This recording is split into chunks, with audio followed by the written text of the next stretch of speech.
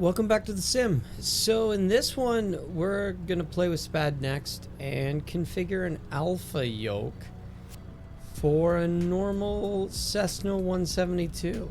Let's get acclimated with how to do things with simple aircraft all over again. We want to start off with our Alpha Yoke. It's new, we've got nothing assigned to it, and we want to start mapping it. First things first, I don't map anything to the axes still. I still leave those in Microsoft Flight Sim. I haven't gotten around to seeing how I can play with trying to inject these without the horrible response. Like, you have to dial them way back in Flight Sim already. So I just leave it be for now. It's only two axes. So my elevators, my ailerons, and my rudders, I always leave in the sim. Usually the first thing I do is I come to this page, I grab the event monitor, I undock it, so it pops out and I can drag it away. The reason for this is it makes it easy for us to start to figure out what sim events or sim data to start looking into to figure out what to press. So for example, if we move the Magneto, we see Magneto 1, they set the positions, and then they've got the starter one held, and then eventually it pops back. So you go there and it'll pop back on its own after it's given enough time. If you haven't seen a previous video I did in setting up the Alpha Yoke, real quick overview, you'll notice there's buttons missing, right? 1, 2, 3, 4, 5, 6, 7, 8, 9, 10, 11, 12 are all in order. But then starting at 13, you'll notice all the even numbers are gone until we get to 31. And that's because all of the alpha switches, so the red toggles, the white toggles, and then the black light toggles, they're not actual toggle switches. They have buttons for up and down. So to do this, we hit the device settings global. So I've applied this so that this happens no matter which profile I'm in, not reconfiguring it on a profile by profile basis. So the first buttons I've set all to simple push button. Button 2 I've set to push button. Then you'll notice starting at 13, everything becomes a switch type.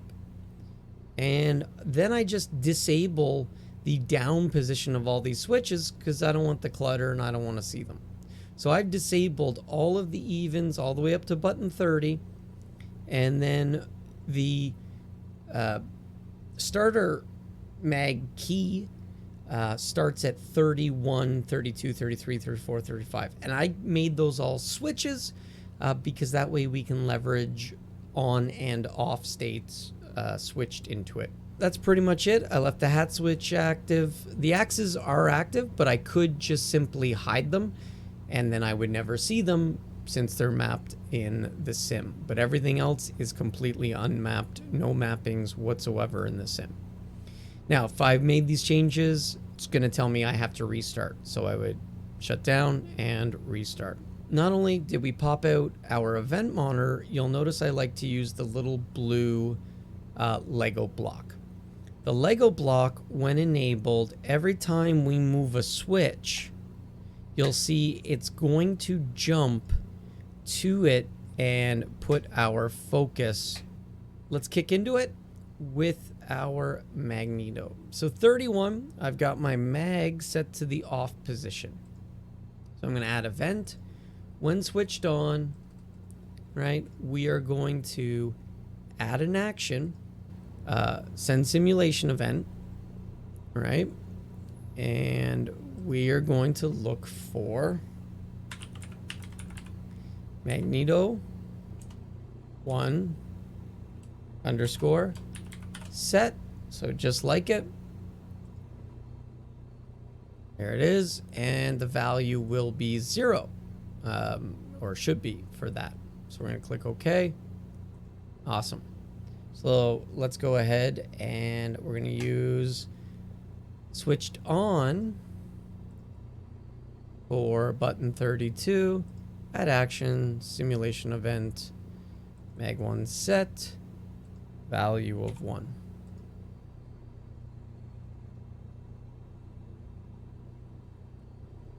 Let's do this again. And since we haven't changed, it makes it kind of easy to follow along.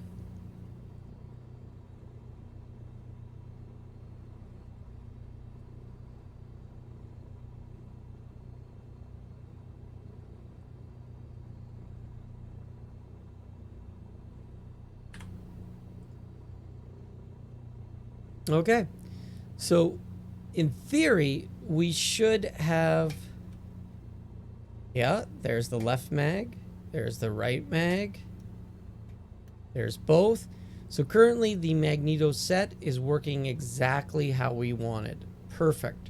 So now let's go ahead and let's try to do the starter one held. So we're going to add an event to button 35. In the switched on state, we're going to add action, send simulation event, and now we're going to look for starter one held. So there is starter one held. We're going to give it a parameter of 1 because we saw here starter one held when it engaged gave it a parameter of 1. So we're going to go ahead and give it a parameter of 1. We're going to click OK. So now that we've done that, there you go. Goes to start. Now, no matter what, it is going to kick back. It's like a watchdog timer. So you'll still have to manually set the switch back. But hey, it does the proper thing. In the GUI it goes. And by then we would have been running. We're making good progress so far. So we're going to clear that out. And now let's go ahead and let's start doing the light switches. So on the Alpha, the first light switch, the bottom switch on the left, is the beacon. So it looks like they aligned the bottom toggle switches to match the 172. So beacon, landing, taxi, nav, and strobe. So let's go ahead and let's go to our beacon light first. And again, this benefit of making it a switch on off so it acts like a switch. Much better than the default way the Alpha works through its software and then binding toggle type events. Easiest thing to do is come in and let's say, all right, let's switch the beacon light on. Let's switch the beacon light off. Now, we see that it's using the toggle command inside of the sim. And we could do that, but the first thing I want to try is, can we change it via data? Because that way we can't get out of sync if we can set the data appropriately. So we're going to search for beacon light. We're going to see light beacon, right? And sometimes you have to select it a second time to make sure that the data value actually updates. But of course it is a 0 because it's off. So we're going to go ahead, we're going to grab that. We're going to set the value of 1 so that it'll set it on, or data value to 1. Now let's add an event, switched off, add action, change data value, and we'll let it go to 0. When we click OK, we've now set our 2 states. And I always save because I can't help it. I have to save. So now, if we toggle on and off our beacon switch, you'll notice it goes on and off. So now we've got the switch in the off state. Let's toggle the beacon on just so we can see what happens. So there you go. We're switching the data, and therefore it's also following in the sim. Now, you don't see an event in the event monitor because we're changing data, not sending sim events. But what matters is that the beacon light tracks that data and it goes on. So now let's try the landing light. So there's our landing light switch, add event, switched on, add action, change data value. Now, obviously, I'm not using the data at this point, the event monitor. I'm taking a shot at, will this just work for me? So landing light 1, let's add event, switched off, add action, change data, landing light 0, okay. So now we've got when the switch goes on, set it to 1, when the switch goes off, set it to 0. And again, when we switched it off, it shouldn't toggle, which it didn't, because when it went off, it set the value to 0, but it's already at 0, so it stayed off. There we go. Set it to 1, landing light goes on, and we're making great progress. Next up, we've got the taxi lights. So let's try this exact same approach. Let's try to change via data value. So we're gonna go with taxi light. We see light taxi, great. And we're gonna set that with a 1. And then when we set the taxi light off,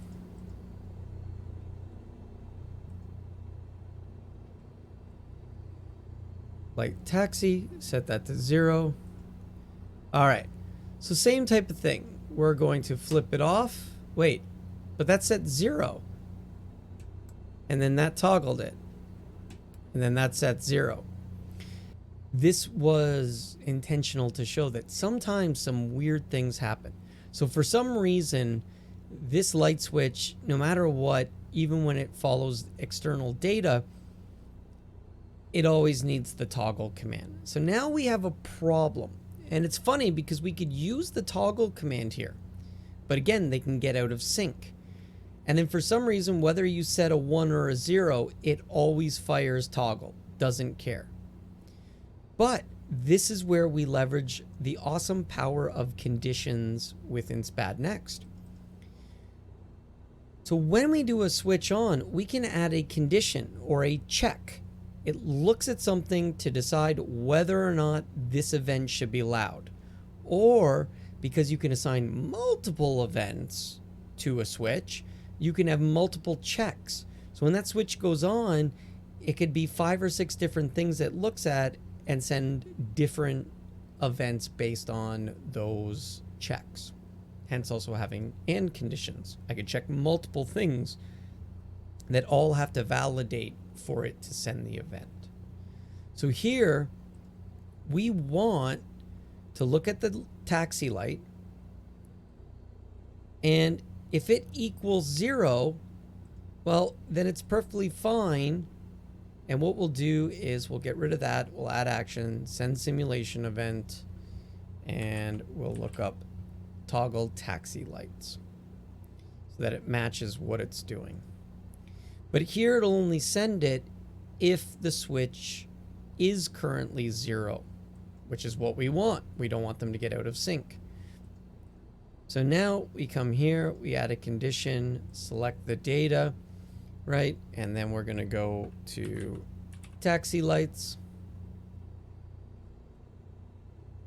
And if the taxi light is unequal to 0, now it should just be a 1, but this way, if it's anything but 0, same thing goes, toggle the taxi light so that it gets it back to 0.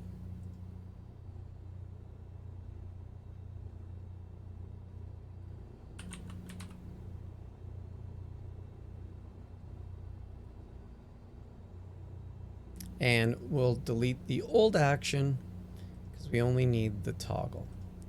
So now that we've done that, now our taxi light, nothing fired, something fires, something fires. If we come in, we turn this to off, come back to SPAD.neXt, and you can see. So that was how we resolved the fact that even though the other two switches so far, beacon and landing, will work directly with data and not have an issue, the taxi lights don't seem to work that same way.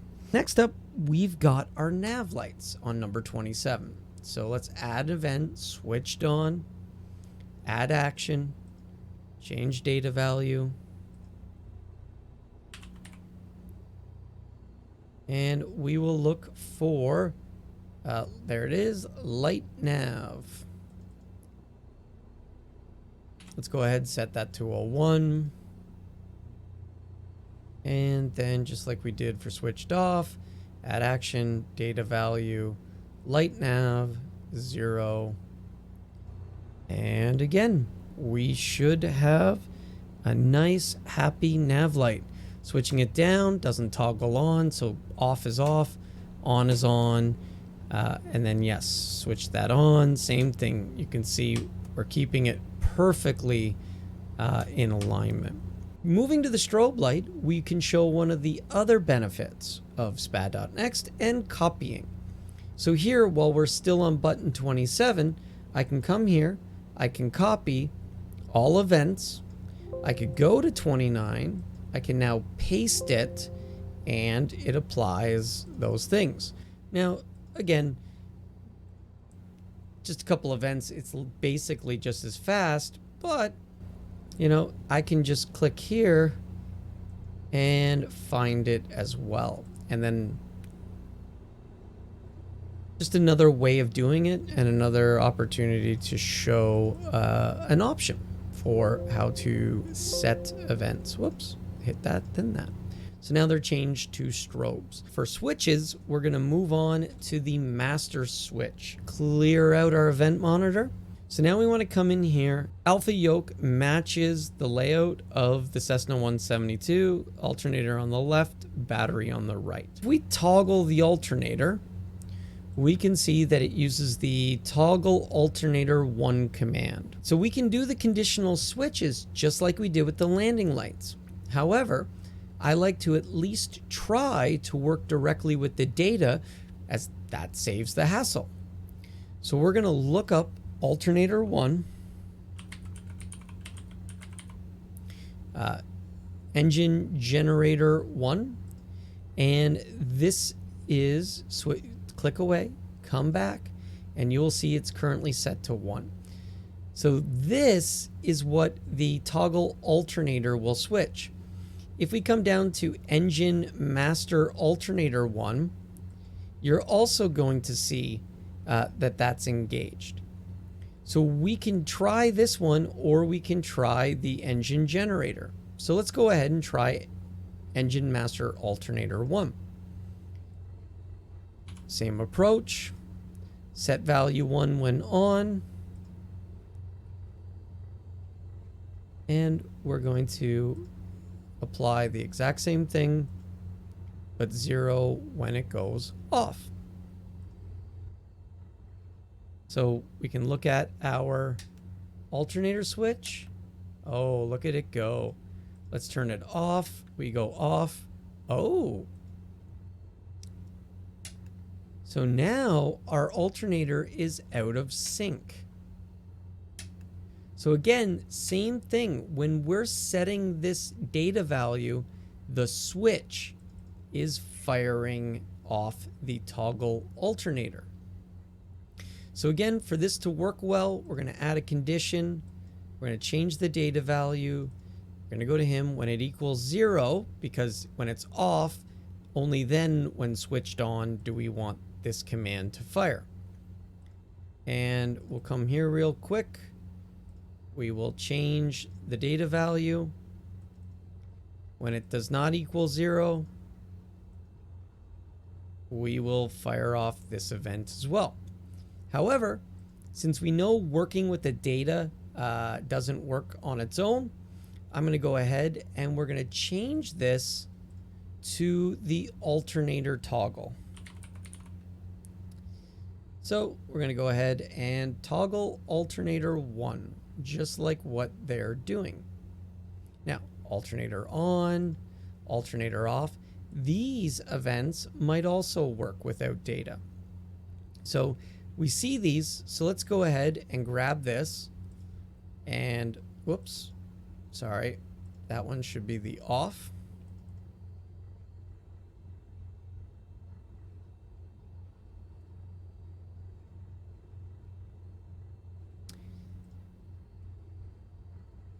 And let's set this one to the on. So in this case, now we've got a sim event. And you'll notice alternator on and off work. So we could check and remove the conditions. And I know this can seem a little confusing, but again, it's how SimConnect works and whether or not it allows. Sometimes the on-off commands don't work. Sometimes you can only use the toggle command. Sometimes you can only work with the data. And that's why the event monitor becomes very helpful, so you can sort these things out and try different stuff. And let's move on next to the battery. So our battery event, when switched on, what we can do is look to see what for battery it's got.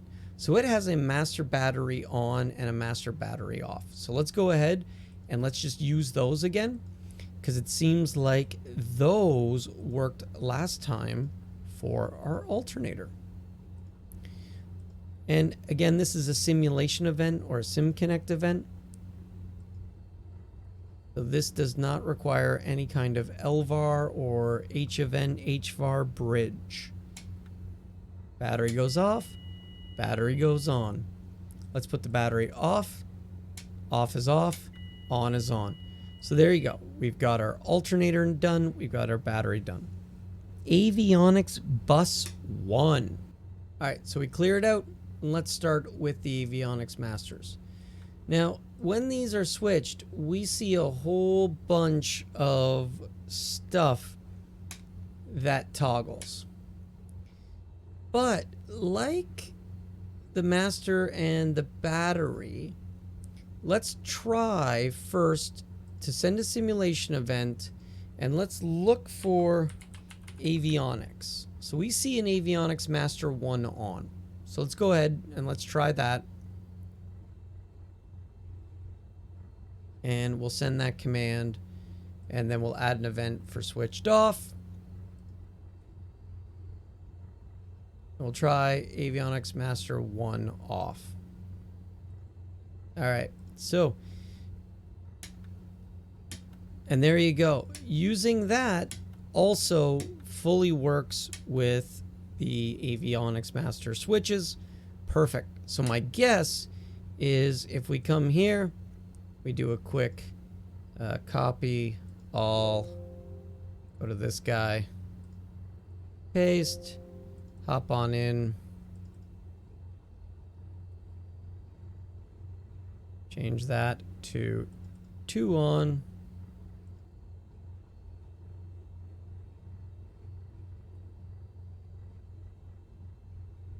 And now 2 off.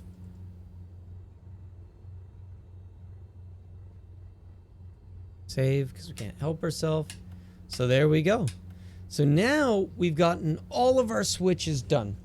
There is a hat switch, and I have in other videos shown how I like to map the hat switch to VJoy buttons, and then I map the VJoy buttons inside of the simulator for all of my camera views and looking around, because camera views are not exposed in SimConnect.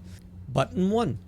I found it so much better when I went into my settings for vPilot to set the push to talk to a VJoy device. So with my virtual joystick button being assigned to button 101 for my push to talk, I now don't have to change which button depending on plane. If I fly with a side stick, it'll still work. I fly with the yoke, it'll still work. If I have a second seat set up with a second yoke, they both can have their push to talks assigned to the VJoy 101 button. So here, we're going to go ahead and we're going to add an event, button pressed, because this is a simple button. I'm going to add the action. I'm going to come down to advanced. I'm going to go down to virtual joystick. I'm going to pick my VJoy 1 because that's the one that talks to Microsoft Flight Sim. I want this to be a press and release of a button type. It's going to be button 101. And the mode is press. So press it while I have it pressed. No modifier because we're not going to be repeating events. Then when we let go of the button, that is when we're going to, I have it. Go down to advanced, go down to virtual joystick, and VJoy 1. Like we said, it's a press or a release of a button. We're going to grab our 101, and now we release it. So we've got our 2 button events applied when button pressed. I guess if we hit connect, sure, connect. Obviously, I'm transmitting. I'm not transmitting. Transmitting. I'm not transmitting. Now we've got our VJoy assigned for our push to talk on button 1. Button 1 is the push to talk button on the back side of the yoke for your left index finger. All right, now button number 2. This is the white button on top of the left side of the yoke. Now, this is on the left side. That's where my left hand would be. This is the autopilot disconnect. I left this as a regular button instead of a simple button because I want to be able to have pressed events and I want to have long hold events. So when I hold it for a second, it has a different set of commands. So press short, what we want to do here, so we've got our autopilot off. Great. So let's go ahead, let's add that, click OK. If we come in here, we turn on our autopilot. Perfect. Sets it off. Pressing it doesn't toggle it, does exactly what we want, which is it's an autopilot disconnect. This plane doesn't have a yaw damper. There are yaw dampers in other planes. Sometimes, and it doesn't hurt anyway, is I like that with a long hold, I'm going to not only turn off the autopilot, yaw, not yow. So now we go to yaw damper off. Go ahead, throw that bad boy in there. So that was again why I wanted button 2 as a normal push button, not the simple push button type, and definitely not an on-off switch. Button 3 is the white button on top of the right side yoke. I'm gonna make that my ident for VATSIM. Now I'm gonna go ahead, add event, button pressed. We're gonna add action, change data value, ident, I think it's local variable, and yeah, the squawk box. And so add a 1, it'll send the ident code. We set it to a 1, and we've got it for our button press. So to do this, probably what I would do is, it's probably not a button held type thing. So what I can do is I can add an action, right? We can delay for like, I don't know, maybe half a second. And then let's go ahead and we'll change the data value again, and we'll set the ident back to 0. So there it will go and it'll reset. I have no idea what to put on button 4, so the big red button. 5 is the left switch down, 6 is the left switch up. So what we're going to do with this is we're going to add an event, and we're going to say when the button's pressed, we're going to add a condition though. And the condition here is we want to go to our, basically to this device. We're going to go to the Alpha Yoke, and we're going to make sure that button 7 is a 1 before we add the action of sending the simulation event. We're going to go with elevator trim. And I'm going to get these backwards. I always get these backwards. The most important thing is I want to repeat this when held. So it's going to go ahead and it's going to keep repeating while held. And that's the other reason why we need simple button, because with simple button, we can put the repeat events. All right. So now we'll copy this. We'll go to 6. We'll paste it, but obviously instead of button 7, we want button 8, and instead of trim down, we want trim up. Of course, I've totally got this backwards. That's nose down, that's nose up, so I need to flip these. So no problem. We're going to come here, grab this guy, just quickly change down to up.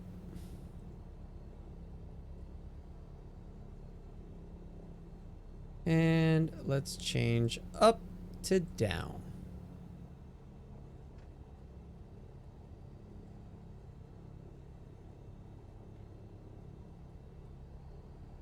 There we go. We'll get nose down. We'll get nose up. That's all functioning. So again, we can easily come over to 9, which uses 11, and 10, which uses 12. We're going to add an event, button pressed. We're just going to go to add condition, change data value. We're going to look at button, since we're on 9, we're looking at button 11. Alpha Yoke 11. We want the Alpha Yoke. We want that when it does equal 1, that we will then be able to add the send simulation event. And now we're looking for rudder trim. So there is our rudder trim left. Sure, we'll go with left. And again, same thing. These could end up being backwards, and I need right where I've got left, but whatever. So I'm going to just, oops, I'm going to click on the little arrow. We're going to copy it. We're going to go to button 10. We're going to paste it. And instead of 11, we want 12. And instead of left, we want right.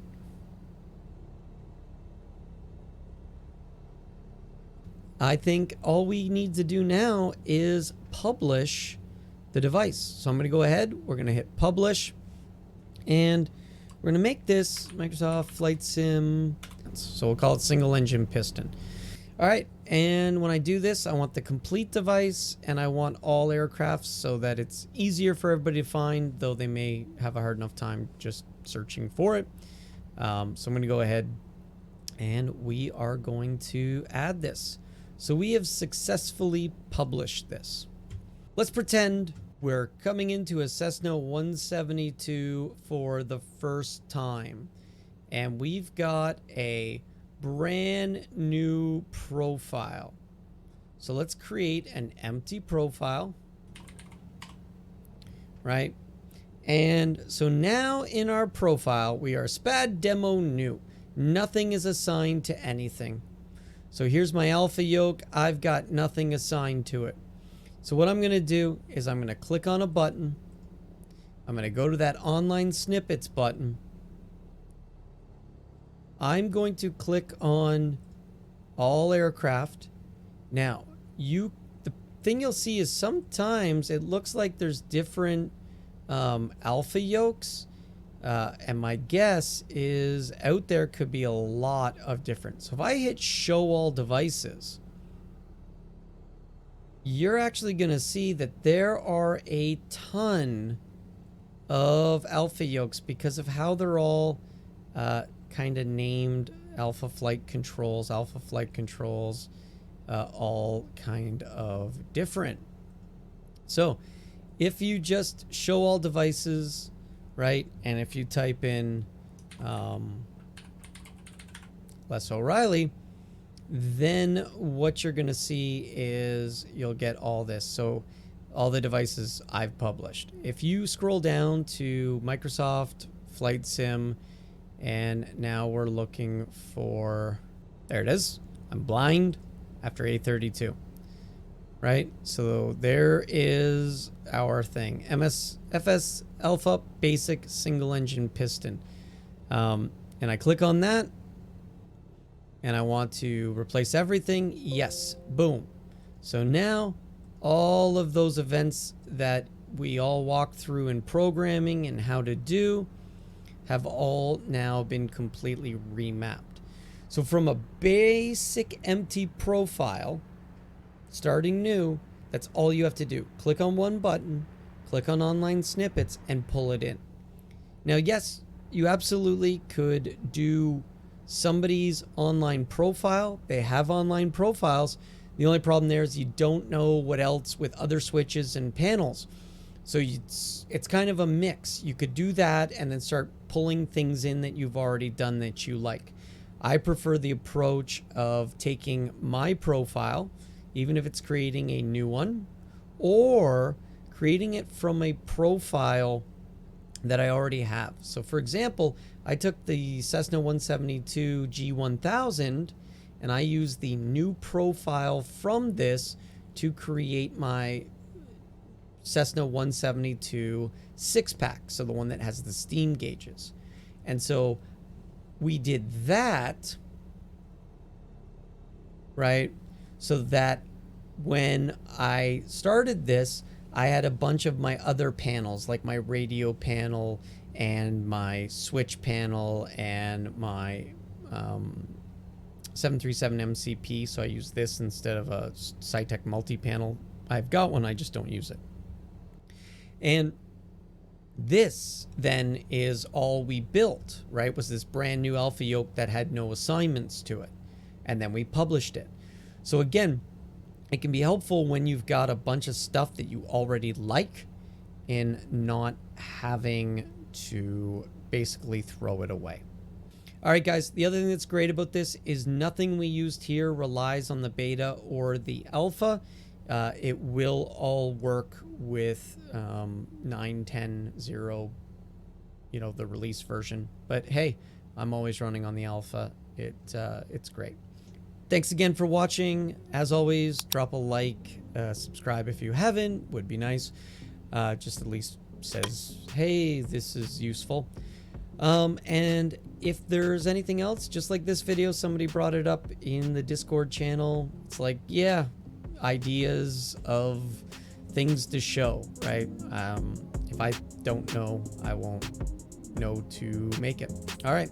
Thanks again for watching. Have a great day.